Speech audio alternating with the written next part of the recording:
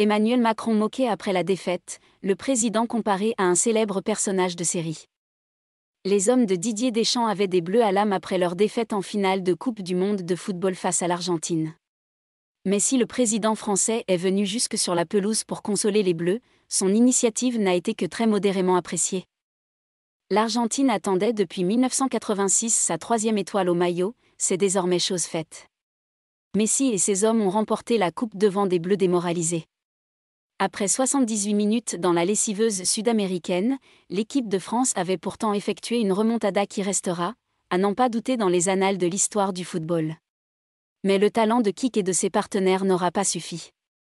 Durant la séance de tir au but, les Argentins n'ont pas tremblé et ont remporté la victoire. Un moment d'infinie désillusion pour les Bleus et tout l'Hexagone qui avait un temps espéré être revenu de l'enfer. Sur la pelouse, Kylian Mbappé et ses équipiers étaient sonnés tandis que les Argentins célébraient logiquement leur victoire sans retenue. Le président Macron est venu leur rendre visite afin de tenter de les consoler, mais il n'a pas eu un grand succès comme l'ont noté, impitoyables, les observateurs sur les réseaux.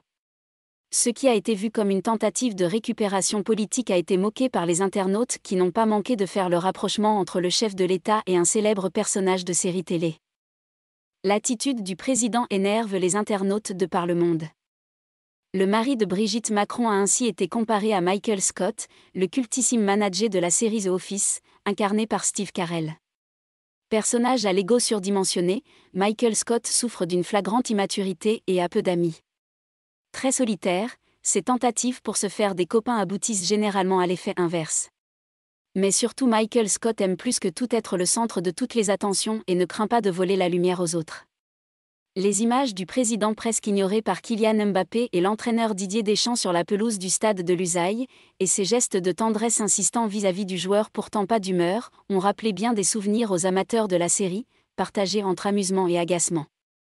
Ils ont été nombreux à faire valoir que le président de la République aurait dû faire profil bas et laisser les joueurs de l'équipe de France, Kylian Mbappé en tête, affronter leur défaite, quitte à s'effacer un peu. Au lieu de cela, il s'est rendu jusque dans leur vestiaire pour un nouveau discours. Alors faux pas ou geste naturel du président ? À chacun son opinion.